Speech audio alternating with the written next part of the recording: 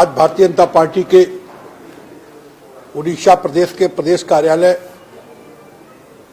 पर प्रेस वार्ता में आए हमारे साथ यहाँ पर बैठे भारतीय जनता पार्टी अनुसूचित मोर्चे के प्रदेश के अध्यक्ष और हमारे लोकसभा के बहुत ही लोकप्रिय माननीय सांसद आदरणीय विभू प्रसाद जी,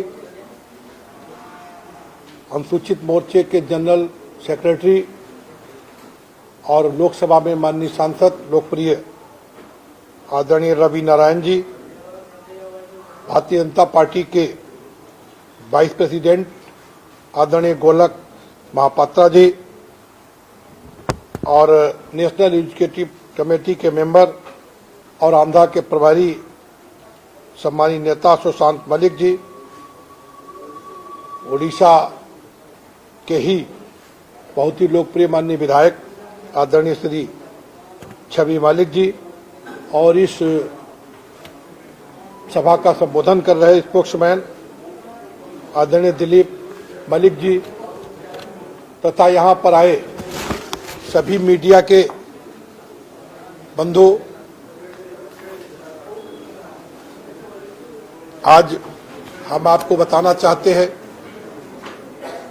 कि कांग्रेस के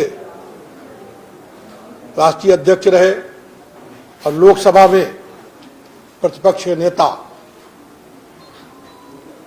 राहुल गांधी जी के द्वारा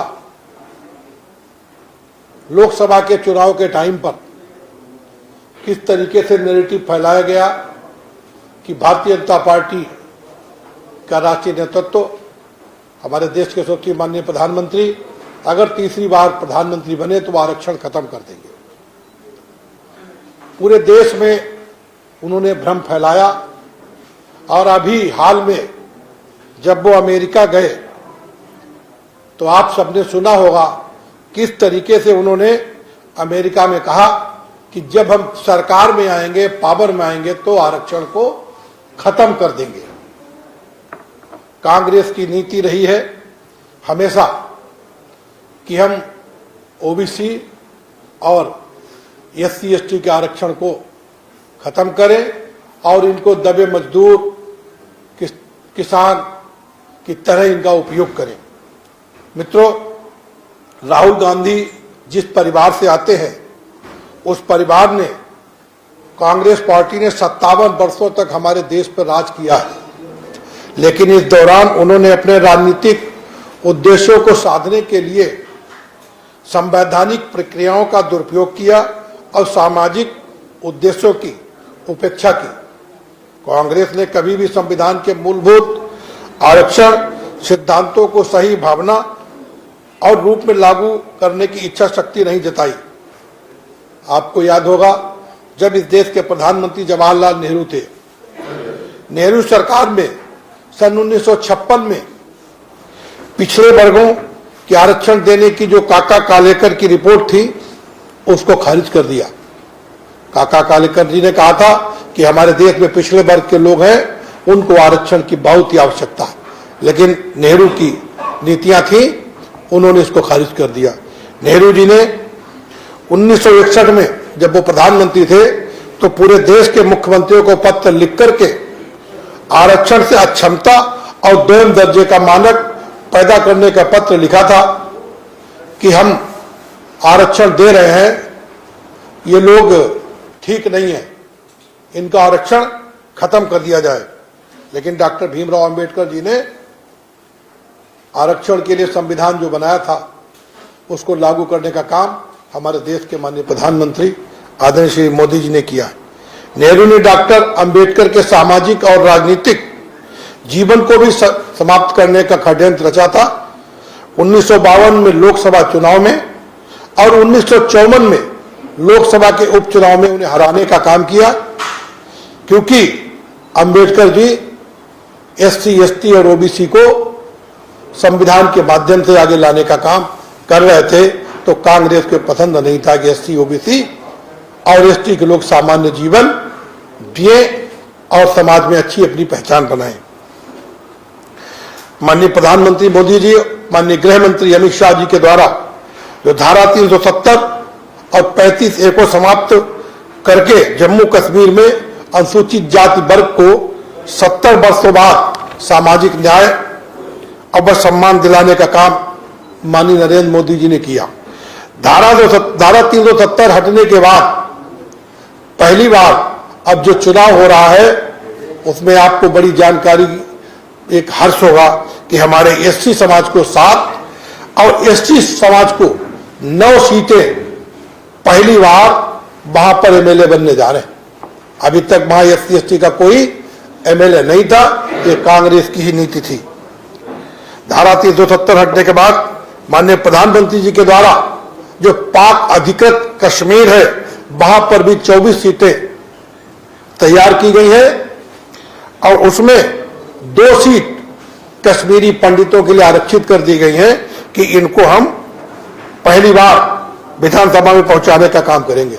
मित्रों, इंदिरा गांधी के कार्यकाल में 1975 में इंदिरा गांधी जी ने आपातकाल लगा करके संविधान को कुचला था।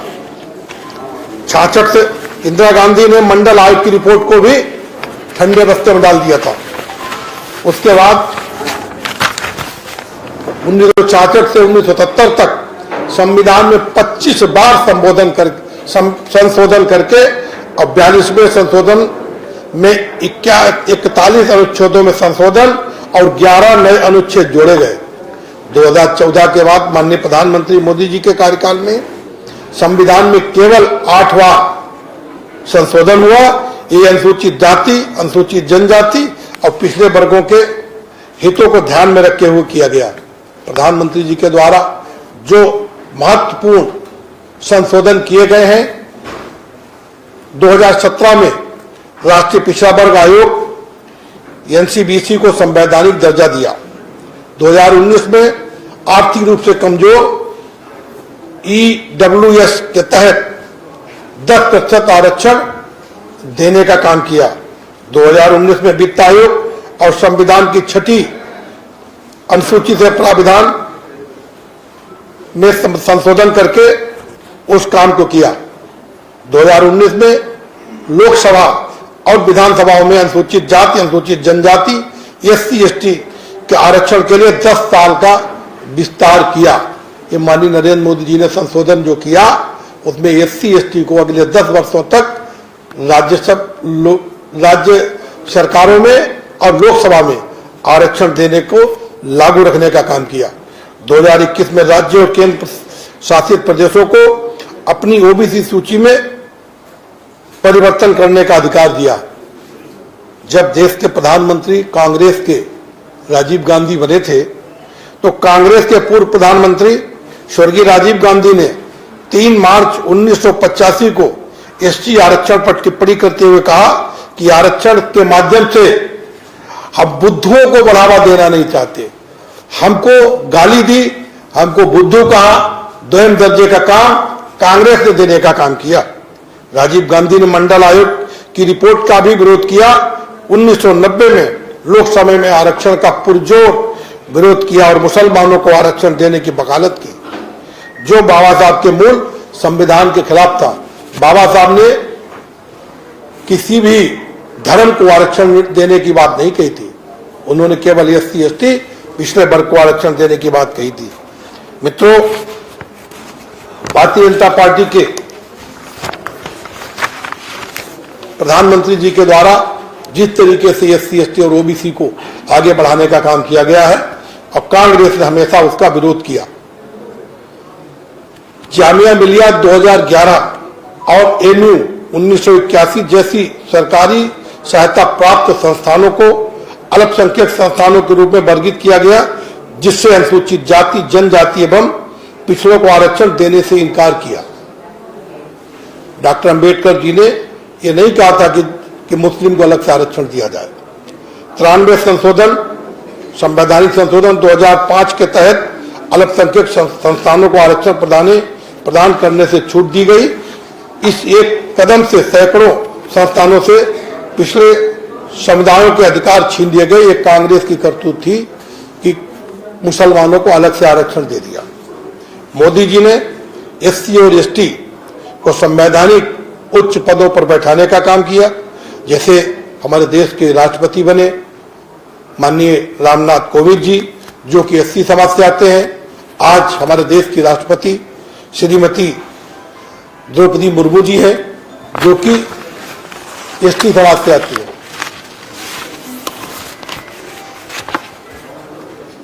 देश 1947 में जब आजाद हुआ, 57 वर्ष केंद्र में कांग्रेस सरकार रहते हुए संविधान दिवस भी नहीं मनाया गया। माननीय प्रधानमंत्री श्री नरेंद्र मोदी जी ने 2015 से शासकीय स्तर पर संविधान दिवस मनाना चालू किया। इसके बाद प्रधानमंत्री श्री नरेंद्र मोदी जी ने 2015 में संसद के दोनों सदनों में संविधान पर चर्चा डिस्कशन कराने का निर्णय किया, जिसका कांग्रेस ने विरोध किया। जबकि अभी आप देख रहे होंगे कांग्रेस में राहुल गांधी एक हाथ में संविधान किताब लेकर के घूम रहे थे, उसका संविधान का भी सम्मान नहीं किया, लेकिन चुनाव में दुरुपयोग करके लोगों को भ्रम फैला करके और चुनाव में उन्होंने कुछ सीटें जीत ली। जबकि 2010 में जब संविधान के 60 वर्ष पूर्ण हुए तो गुजरात में अपने कार्य के दौरान तत्कालीन मुख्यमंत्री श्री नरेंद्र मोदी जी ने संविधान गौरव यात्रा आयोजित की थी। इस यात्रा में संविधान की प्रति को हाथी के मस्तक पर रखकर पूरे शहर में निकालकर सम्मानित करने का काम माननीय नरेंद्र मोदी जी ने किया था, जब वो गुजरात के मुख्यमंत्री थे। कांग्रेस ने संविधान को अपनाने के बाद 90 मौकों पर निर्वाचित सरकारों को बर्खास्त करके अनुच्छेद 356 का दुरुपयोग किया, जिससे संविधान का मजाक उड़ाया गया। डॉक्टर अंबेडकर और संविधान सभा ने संविधान में धर्म के आधार पर आरक्षण को मान्यता नहीं दी थी।